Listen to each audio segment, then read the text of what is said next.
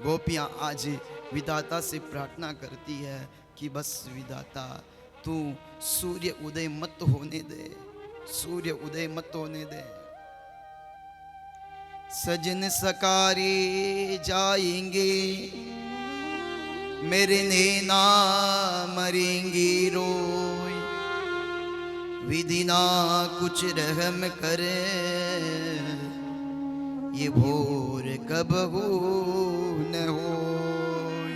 हे विधाता ऐसी कोई दया कर जो प्रातः काल ही ना हो और हमारे श्याम सुंदर हमें छोड़कर ना जावे।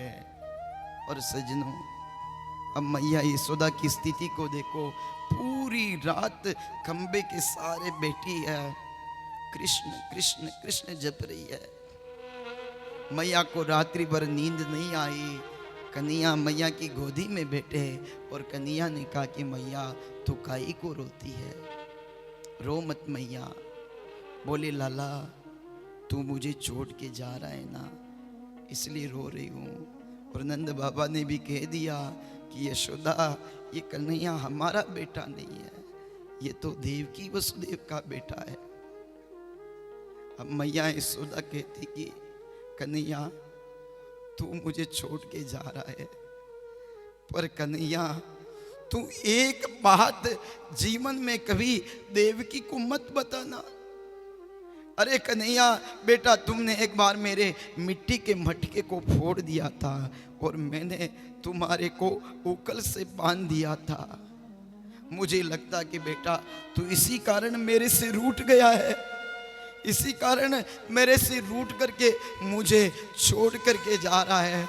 अरे बेटा, मैं तुम्हें सुख तो नहीं दे सकी, मैंने तुम्हारे को उकल से बांधा, बस ये बात देवकी को कभी मत बताना, कभी मत बताना।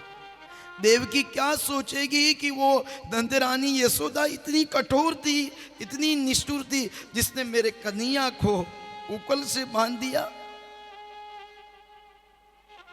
उकल से बांध दिया। और नाथ पूरा ब्रजमंडल रो पड़ा, ग्वाल बाल सब रो पड़े। प्रातः काल हुआ, अब वो घड़ी आ गई, वो वेला आ गई जिस समय मेरे भगवान आज मैया यशोदा को गले लगाते हैं, प्रणाम करते हैं। और मैया को आज यहाँ अंतिम बार प्रणाम करके भगवान निकले हैं। गौशाला में भी गए और गायों को भी प्रणाम किया। मानो गायें भी भगवान की प्रेमी है। रंबाने लगी कि कृष्ण तुम मुझे छोड़ करके जा रहे हो तो हमारा क्या होगा, हम कैसे जिएंगे, हम कैसे जिएंगे। और नाथ गौशाला में जाकर के भगवान जैसे ही रथ में चढ़े और अक्रूर जी का वो रथ महाराज आज आगे बढ़ने लगता है, तो अक्रूर जी के जो रथ के घोड़े गए, उन घोड़ों की आंखों से भी टप टप आंसू बह रहे हैं। वो रथ के घोड़े वहाँ के पशु पक्षियों की स्थिति को समझ रहे थे। वो रथ के घोड़े कह रहे हैं, अरे कृष्ण के वियोग में जब यहाँ के पशु पक्षियों की ये हालत है तो इन ब्रजवासियों की क्या दशा होगी, इन प्रेमियों की क्या हालत होगी, क्या हालत होगी। भगवान जैसे ही रथ में बैठे जाने लगे, रथ थोड़ी दूर बढ़ा ही था, मैया यशोदा कन्हैया को पुकारती है, अरे कन्हैया रुक जा, अरे कन्हैया ठहर जा। फिर मूर्छित होकर के गिर गई, फिर होश आया, लाला छोड़ के जा रहा है, अरे लाला ठहर जा, माखन की कटोरी हाथ में है। और मैया यशोदा कहती है कि कन्हैया कम से कम ये अंतिम बार मेरे हाथों का माखन खा के तो चला जा, माखन खा के तो चला जा।